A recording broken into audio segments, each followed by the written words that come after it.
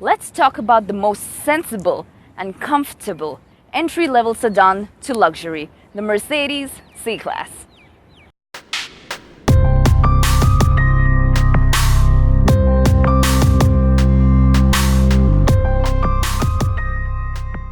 So the car we have with us today is the C200. Now Mercedes has given the C-Class a facelift. But which car today with me is facelifted? Is it the blue or the black? Let me know what you think in the comments below. So were you able to guess which one is facelifted? Let me break it to you, it is the blue one. So today's review is primarily going to be focused on what has changed pre the facelift to post the facelift. And for that, let's begin with talking about what has changed on the outside, so let's talk exteriors.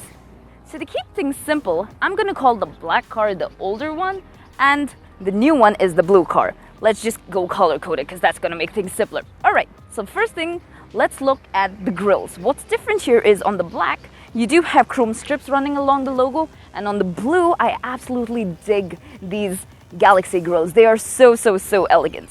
Number two, what is different are the bumpers. On the black, you do have the lower lip, which is highlighted in chrome, while over here on the blue, it is way more sportier than before. And thirdly, what's different is going to be the lights. I personally prefer the lights on the black just because I love the way the blinkers are as well as the lights. While on the newer one, that is our blue car, it is the new multi-beam LEDs that are here.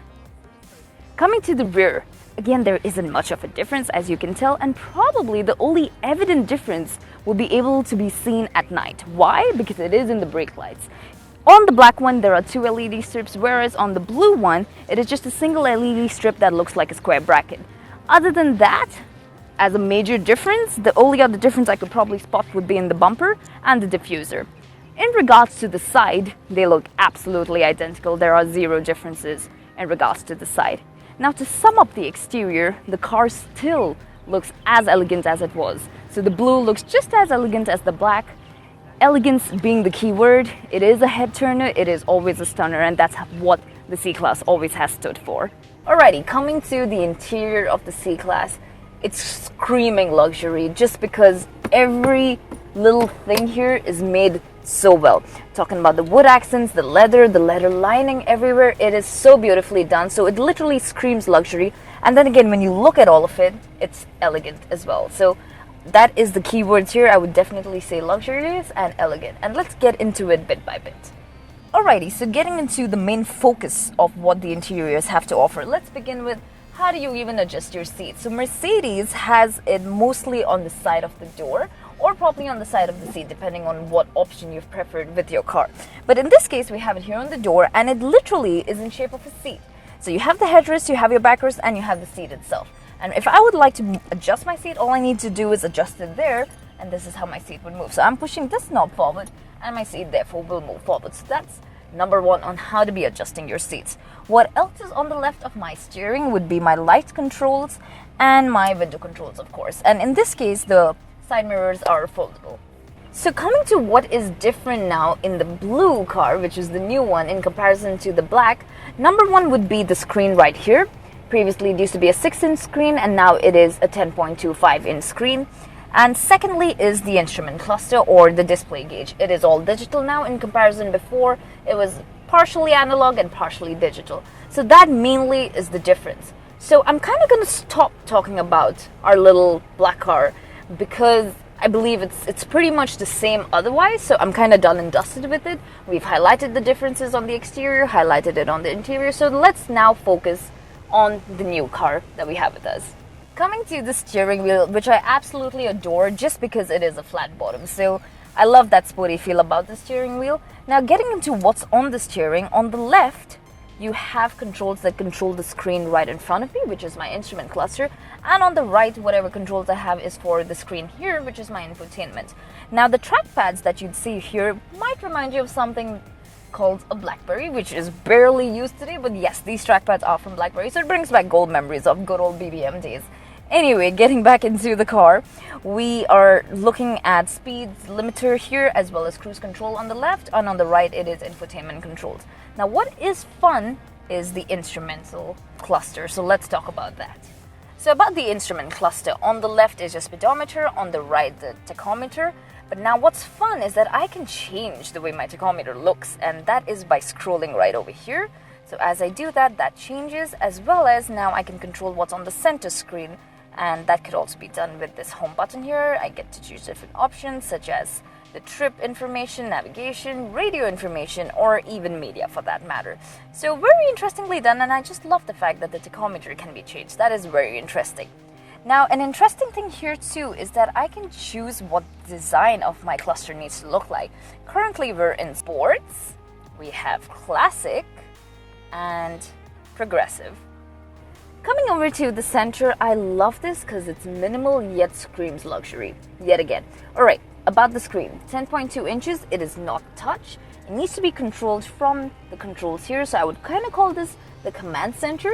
You have a trackpad as well as a little knob that scrolls for you.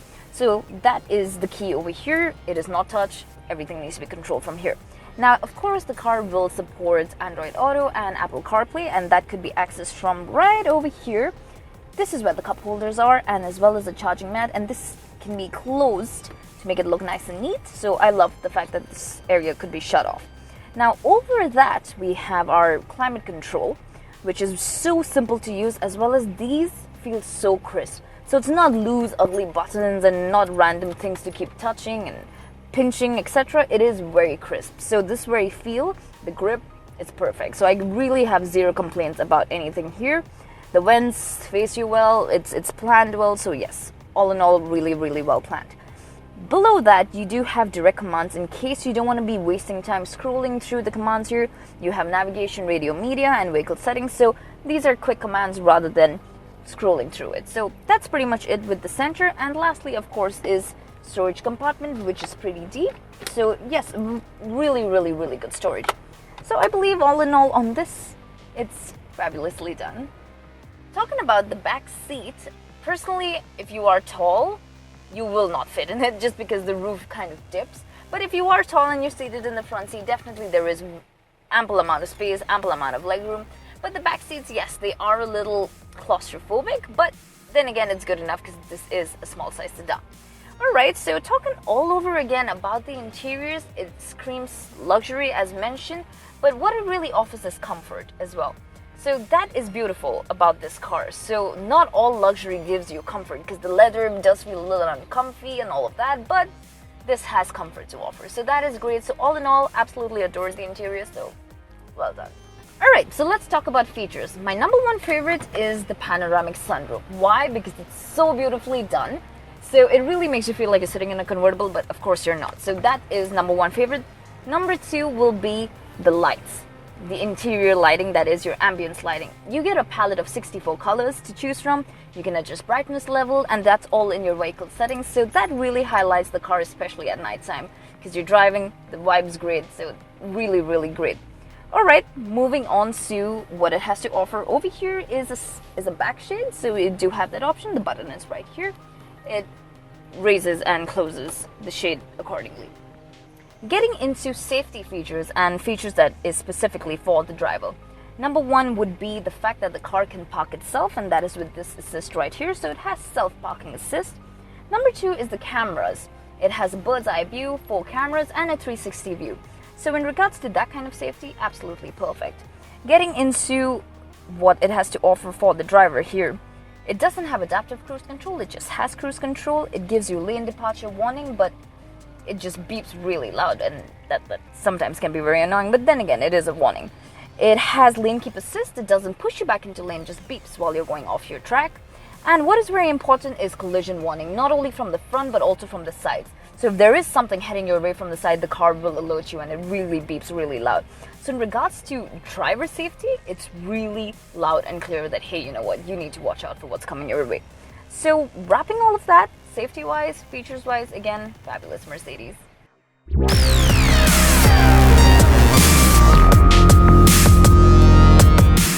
Alright, beginning on how do we drive a Mercedes. Now, a lot of people get confused as to how to use this lever, because usually you would have a stick shift or a rotary knob or one of those, but in this it is a lever right by the steering wheel.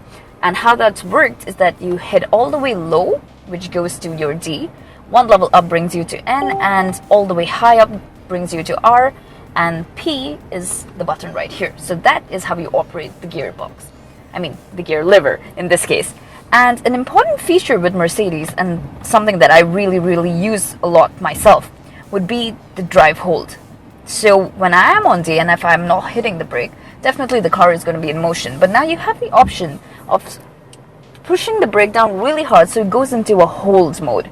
And that, even though if I get my foot off the brake at this point, and even though I'm on D, the car doesn't move. So this is a very helpful feature, especially when you're stuck in traffic, so you don't need to switch into neutral, considering this gets a little complicated. So this is a great feature in comparison to a lot of cars that don't have it. So I think they've done really well with including the holds onto the brake. So before we start driving the car, I do have a little confession to make. The black car that we've been using as our older comparison is personally my car.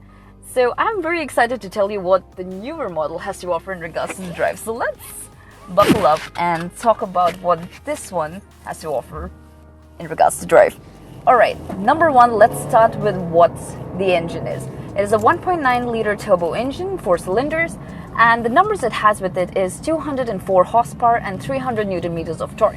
That is some serious high torque. Now, what is the difference between this and the older one, my baby, is number one, 9-speed auto transmission, and it used to be 7-speed earlier, and what is different is 23 horses more. So I can go way, it feels different instantly. You can tell that there has been something to this car which is very different from before. So number one, that is the biggest highlight over here with what is the drive. In regards to the feel of the drive, always been smooth. There is nothing to me personally that can compare the drive of a Mercedes to anything else. It is flawless, seamless, whatever awesome adjective you want to insert there, you can definitely do that. So in regards to drive, absolutely smooth, luxurious, comfort. I've been saying this all through the review that it not only offers luxury, but it has comfort just associated with it. And that is pretty rare, to have luxury and comfort go hand in hand together. So that is definitely something to highlight here. In regards to drive modes, it's exactly the same as before. Starts with individual, comfort, eco, sports, and sports plus. Needless to say, you'd want to drive in sports or sports plus just for that feel of it being wilder than the car is. It is not even a mid-size sedan, it is a small sedan here. And the fact that you feel as sporty, flat bottom steering wheel, there's so many little highlights and accents that make this car what it is. And that's what I adore. It's not just a boring entry level to luxury, it has things to offer. And the roars, hold up, let me switch into Sports Plus from comfort. You can instantly hear the difference in engine and the way it reacts. The faster it is, the torque, everything, you can feel it. The car literally becomes one with you and it just communicates. And that is what makes this drive so damn good. All in all, I would say, again, giving the drive a 10 on 10. This is a daily drive for me. I've been driving the same car for about 4 years now, and the new one hasn't failed to impress. So absolutely well done, Mercedes, and there is zero complaints. Probably actually the only complaint I have with it is the fact that they should have probably added a little more in regards to the modes. It being the same, probably not as good. They could have done something better, but other than that, fabulously done. At the beginning of my review here with the C200, I did mention that the car is sensible and comfortable, which it obviously lives up to, as you've seen through the review. And two more adjectives we've added to that is luxury and elegance. And all four of these together is what defines the C-Class. Today, the car we have with us stands at 220,000 dirhams. Now that might sound expensive, but hey, this is a Mercedes we're talking about, and that badge doesn't come cheap. So all in all, it is a fabulous car and I absolutely enjoyed it. Tell me what you think about the car. Please do leave a comment, and as always, thank you so much for watching.